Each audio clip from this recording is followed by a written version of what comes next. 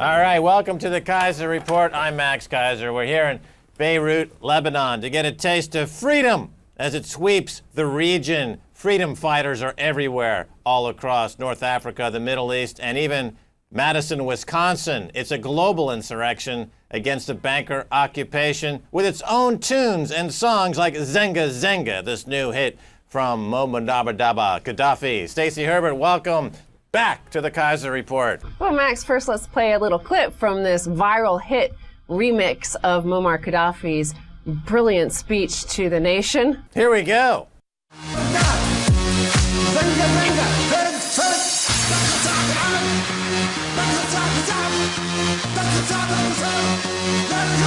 Zenga, Zenga, Zenga. That's a fantastic hit sweeping the globe. The population, the youth, the Arab youth, the thing they love so much about Gaddafi's speech is that they, for 40 years, have known he's a totally bonkers, insane dude. But the West has pranced him around on the world stage at various IMF and Davos and those sort of meetings. The West gave him legitimacy. So they love how embarrassing his speech was, because it was mostly embarrassing for the likes of Tony Blair and George Bush, who's no longer in office, but Obama. Yeah, well, I mean, where is Tony Blair? Is he in Connaught Square in London singing Zenga Zenga with his wife Cherie? I mean, is he as insane as Gaddafi? Are they all insane? Is Bush insane? Is Dick Cheney as insane? They birds of a feather flock together. I would imagine these guys are all pathologically insane. It's just that Gaddafi seems to have a more extravagant wardrobe. There's also a dance that has emerged from Libya, which is the Benghazi dance. Oh, the Benghazi dance. Fantastic. This is more of a trance music. Apparently the crowd is all waving their hands, and they've slowed it down really slow, so everybody does the Benghazi dance. Oh, that's fantastic. It's freedom. I can smell it. But I bring up Benghazi, and I wanted to show you this little screen grab I took from the television while we were watching here. And it was, the crowds in Benghazi. And this sign in particular, this placard, really stood out for me. No autocracy, no despotism, no nepotism, no cronyism. And that is universal. And that is what you were calling the global insurrection against banker occupation. It's the same thing. It's despots running our banking system, or despots running the Middle East oil. Yeah, those are four key phrases, all tied into one placard in the crowd. These four key concepts are the pushback against the corruption that's systemic within every fiber of this global occupation of corrupt bankers. We have it just as much in the West, but there's very little resistance. I mean, a common phrase in Britain used to be Tony's cronies. We have the cronyism, we have all of the military-industrial complex, we have all of the friends of George Bush, we have all of the friends of Obama, and we have that partisanship that allows it to happen. In the Middle East and the Arab world, they've been able to divide people by sectarianism, by whether they're Sunni or Shia, and they cause a split like this. But in America, it'll be like, the red states get really angry and call him socialist and Nazi and Hitler and all this stuff for Obama when he gives his buddies like Rahm Emanuel jobs. But when George Bush did it, they don't care. And the same vice versa. Right, so here in Beirut, people talk, that Sunni, Shia, Shia, Sunni, and in the States, between red state, blue state, red state, and the powers that be like to push that conflict, which is an artificial construct, really, just to get people fighting with each other and not giving them any kind of basic services. Yeah, and also to allow the looting by the autocrats and the despots. They're only allowed to operate in a situation where there's huge sectarianism, wherever you divide it. And this brings me to this past weekend, we went to a protest here in Beirut. Secular activists planned protest and bid to topple sectarian regime. So demonstrators were out in the street on Sunday calling for the toppling of the sectarian regime.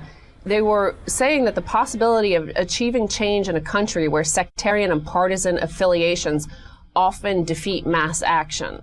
So anytime there's a mass movement and a mass anger, it gets quickly divided into sectarian groups. So change never comes because you pick off the opposition quickly through sectarianism. Right, it's a sectarian regime. So the leaders, they create a bit of a cage fight where they put these competing factions into the ring and they just have them battle it out. And they're charging tickets to watch the spectacle. They're basically entertainment promoters.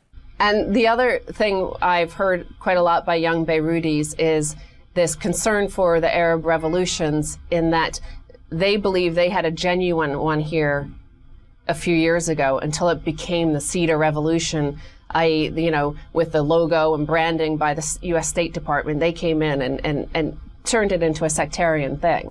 Right, they came in and then branded it in such a way as to create their interests and to ignore the interest on the ground here by those who are trying to escape this artificial conflict and construct. But the U.S., of course, is very concerned about only the oil price. And you can see that in the cartoons here. They depict cartoons of a giant, big Uncle Sam America only concerned about the price of oil rising, rising, rising. And behind them, they're dead Libyan freedom fighters. And they don't care about the dead people. They don't care about the torture going on because, of course, the cronyism in the West. They have the oil deals that Tony Blair signed with BP and Exxon. Right. Well, being here in Beirut, Lebanon, watching global media and watching CNBC, it's amazing because they look at the price of gas. And then on one chart, and then they have the dead people racking up in various regions in another chart, and they're trying to figure out how many dead people it takes to keep the price of gas down a penny. And this is how they see the world. It's all about dead people versus the price of gas. How many dead people per penny? And of course, if they need to kill more people to keep the price of gas down another penny, then they're all for it. So then they have these cheerleaders on CNBC, these overly coiffed, overly make-up women kind of bouncing around saying, yay, kill people as long as gas prices are down another penny. And people think this is the cage fight of America, isn't it? They've created a global cage fight to keep that. But going forward, Stacy, the fact is that price of gas is going to continue to go higher for a lot of different reasons. So America's going to have to get into some other business other than the exportation of mayhem and murder, I would imagine. Well, let's look at this next headline because America, as I said, is very concerned about what the price of gasoline will be. So could the next Mideast uprising happen in Saudi Arabia? So this is from an editorial written in the Washington Post by Rachel Bronson, a senior fellow and director of Middle East and Gulf Studies for the Council on Foreign Relations. So this is the grotesqueness comparing how the U.S. policymakers think, how Tony Blair and George Bush and Obama and Hillary Clinton, how these sort of people think and how it plays on the streets here is just shocking. The United States has a great deal at stake in Saudi Arabia, though Americans often look at Saudis with distaste. As one senior Saudi government official once asked me, what does the United States share with a country where women can't drive, the Quran is the Constitution, and beheadings are commonplace? She tries to answer, it's a tough question, but the answer, quite simply, is geopolitics, and that we know and like Saudi's U.S.-educated liberal elites. Cronyism. So we have a few cronies there. So why do we care if they suppress and repress the entire population? As long as they give us their cheap oil, as she mentions here, she says they're generally committed to reasonable oil prices.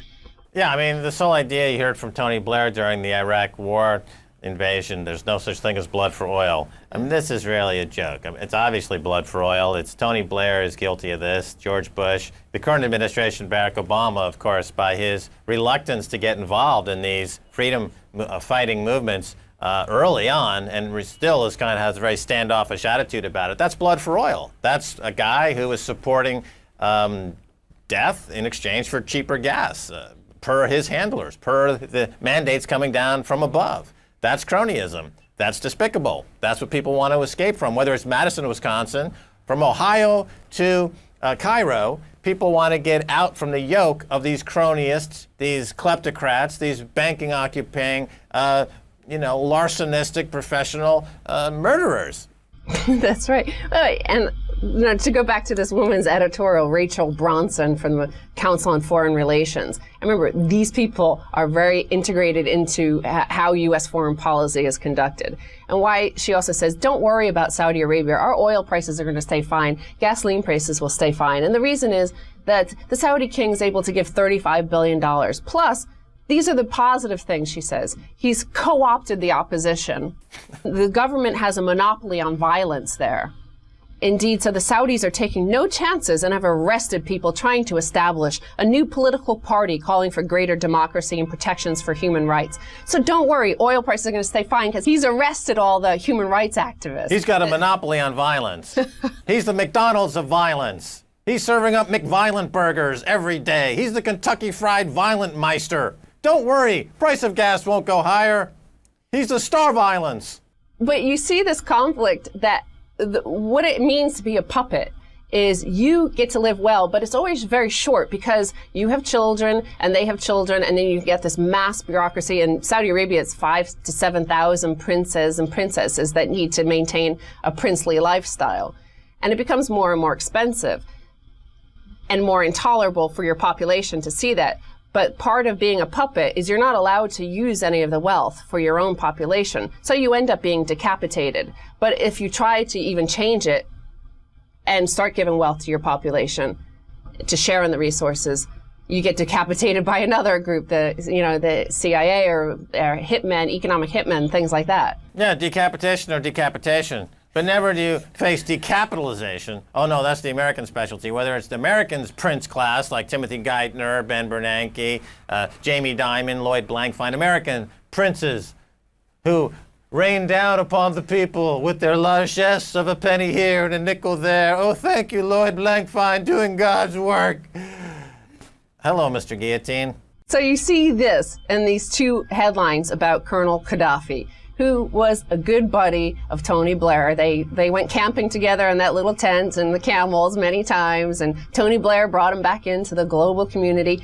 And watching the news here and talking to local people and reading the newspapers, they target Tony Blair as the reason that this guy even had any power. So first, Colonel Gaddafi secretly moved 4.8 billion of his own money to London last week. So next headline, Libya, Colonel Gaddafi must go now, says PM amid mounting pressure on dictator. So then the UK, where poor old Gaddafi, who thought he was buddies with these cronies and these crooks and these autocrats and despots there, he transferred all his money there and then they seized the assets. So it's a hard time being a dictator. He should buy the wax museum in London, and he could just stand there all day scaring people. You know, like looking like a wax figure, and then, boo, it's Gaddafi! He and his good buddy Berlusconi. They're even closer. Tony Blair, the new wax museum. All right, Stacy Herbert, thanks so much for being on the Keiser Report. Oh, thank you, Max. Now, when I come back, I'll be talking with Anthony Shadid. This is an interview that I did a few days ago. So stay right there. We'll be right back.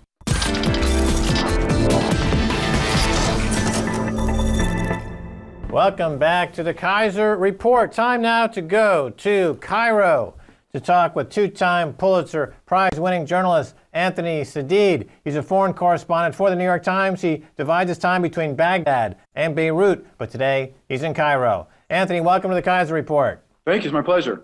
Well, it seems like all of these revolutions that are going on now across the region have changed the narrative from Muslims are bad to Arabs are good.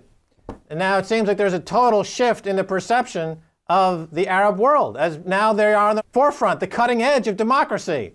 There's a tremendous pride in the hearts of people there now.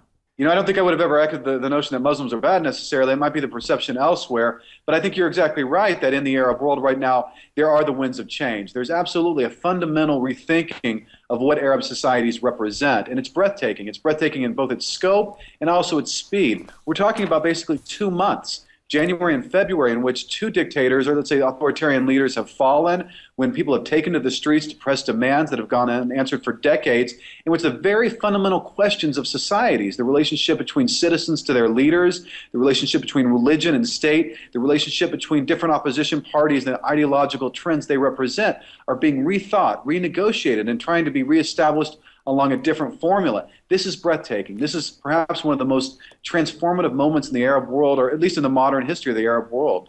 Yeah, well, just to fill in what I'm referring to, of course, in the West, in America, for example, what we're fed on the mainstream media is this narrative that there's no such thing as the Arab world. There are only Muslims, and they're bad. That's what the West has been spoon-fed, this narrative that has financed the military-industrial complex, financed the terror industry that the U.S. supplies, financed the tear gas canisters that people found in the streets in Cairo. Now, talk to me a little bit about the role that WikiLeaks and social media played in the revolution. It seems clear that WikiLeaks was the spark in Tunisia, and that's the spark that drove this entire revolution across the region, yes or no? I think, you can't underestimate the influence of what some of those WikiLeaks disclosures meant for people's awareness in Tunisia. But I think we need to be careful in overstating the impact of both WikiLeaks and kind of social networking sites. Absolutely, they played a role in organizing and help bringing people together and spreading the word about the protests and the demands that these protests have made. But what we're really seeing in Tunisia, but I think more spectacularly in Egypt, is the fruition of years of organizing that's gone on. Of course, it's being led by youthful protesters. It's a generational change, a demographic shift that we're seeing in the Arab world. But we can't underestimate the forces that other forces that are in play in places like Egypt. We're seeing labor unions organize discreetly at first, and now very powerfully. It's one of the main dynamics going on these days. Women's groups, Islamist groups. I mean, we've seen a kind of a cross section of society that has mobilized and that has gone to the street and that has been successful in pressing their demands. Sure. Whenever you have a dictator ruling over millions of people, they're unhappy. And it would be great, they think, to revolt.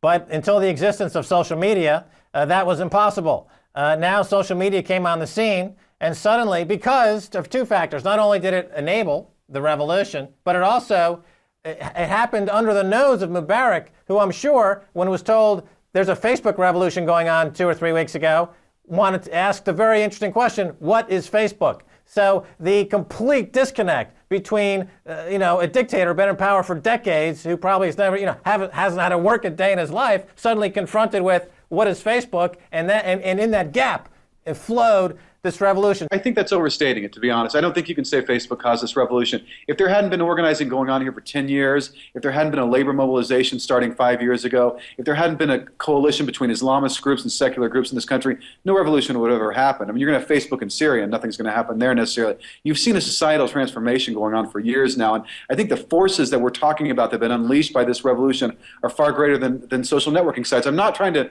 minimize their role, but what we're seeing is a new moment in the Arab world, and it's a moment when one generation is taking the place of another generation. I think that's what's driving the change from Morocco to Bahrain.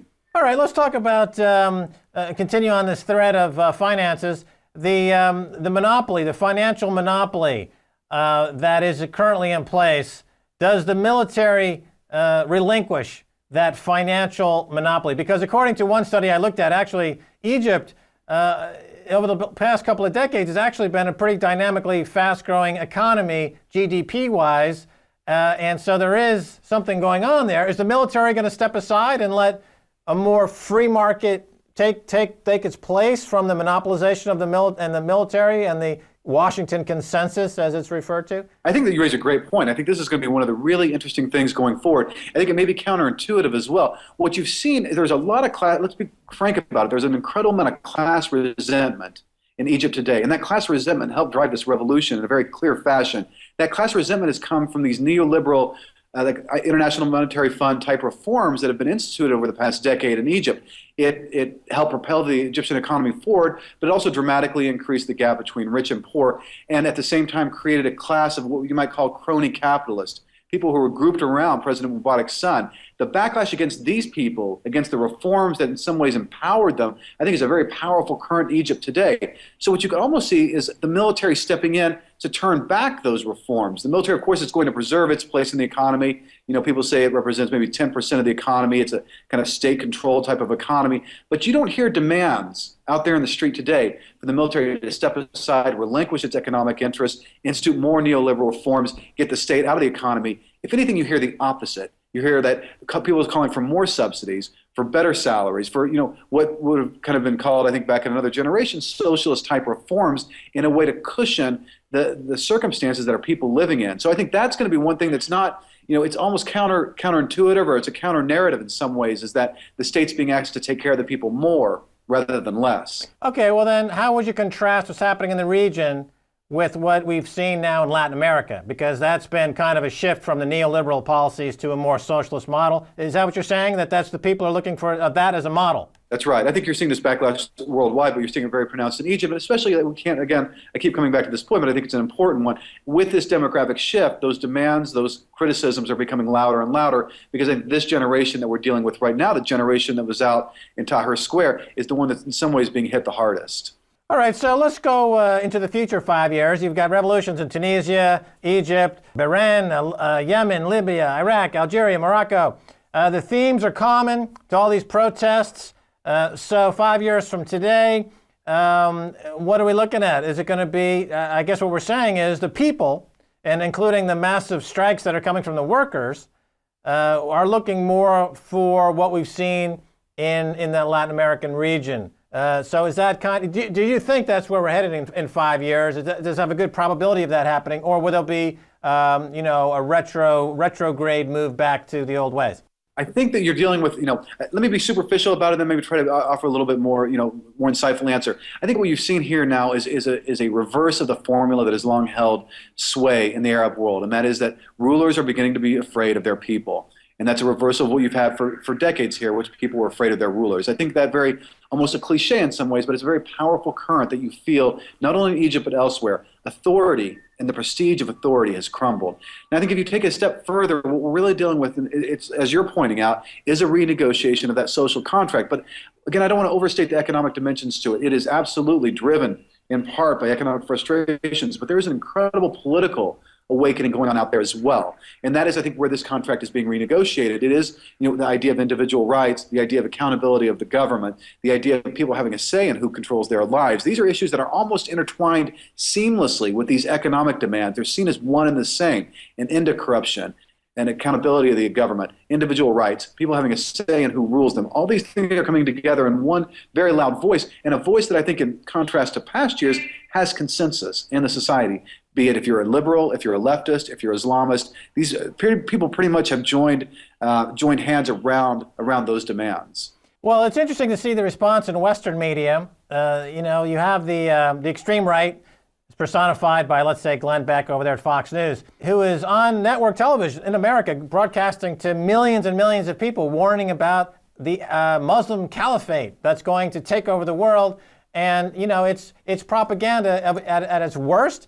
So we know what's going on in the West. They're freaked out because they lost their free lunch with Mubarak, who's simply recycling military dollars back to the defense contractors and abusing his people doing it. So, but what's the perception in the Arab media? I know Al Jazeera English, after many years being in the wilderness, is this type of Al Jazeera model, or is there a new model, or is the media changing? Forget social networking. Is there an explosion of journalism, the traditional journalism?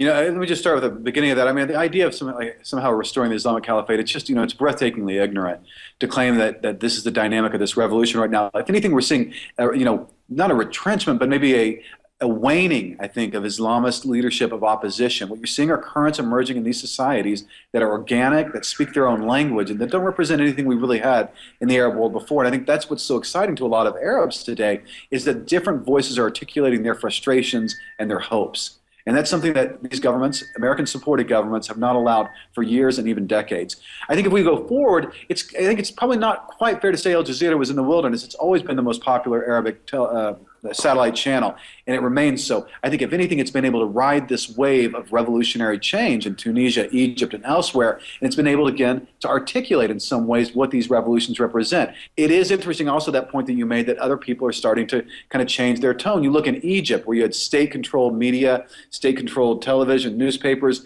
Newspapers have gone to saying, supposedly, fantastically, that there were millions in the street in support of Mr. Mubarak, to now calling it the revolution of the youth. TV has done the same thing. Now TV, which was just an instrument of the most vulgar propaganda, is now basically interviewing protest leaders and talking about the aspirations of the revolution. It goes back to what we've talked about a little earlier, and the very foundations of these societies are being rethought, reimagined, and reconstructed. And that I think is why these revolutions are as important as they are. Let me just point out something I read today. Saudi Arabia, somebody in that region was saying, if Bahrain goes, the whole region goes. He's trying to cook up some fear. Saudi Arabia clearly is the kingpin in the region. They've got the closest relationship with the United States. They've got the petro economy. They have the most to lose in the region. if you want to put Israel aside for a second, but they've got the most to lose. Are they ultimately, is Saudi Arabia going to be swept up into this, or is that where kind of the revolution ends, at the borders of Saudi Arabia? Well, I mean, you point this person saying, he's afraid the whole region goes. Why shouldn't the whole region go? I mean, just 10 years ago, these same writers were saying that the very unhealthiness of Arab societies was the reason for the emergence of Al-Qaeda, of bin Laden. And now we're seeing these societies in some ways become healthier places, people that are responsive to their populations, that understand their population's demands, and that populations are demanding to take part in determining who rules them. That's the revolution. That is creating a healthier society. And, are we going to lose American allies in the process? Is Israel going to get scared of the governments that emerge? Perhaps. But is that too high of a price to pay for healthy, functioning societies that can offer more hope for the generations to come? Heck, I'm for it. All right, well, that's all the time we have today. Anthony Shadid, thanks so much for being on the Keiser Report. My pleasure, anytime. All righty, and that's going to do it for this edition of the Keiser Report with me, Max Keiser, and Stacy Herbert. And I want to thank my guest, Anthony Shadid. If you want to send me an email, please do so at keiserreport@rttv.ru. Until next time, this is Max Keiser saying bye, y'all.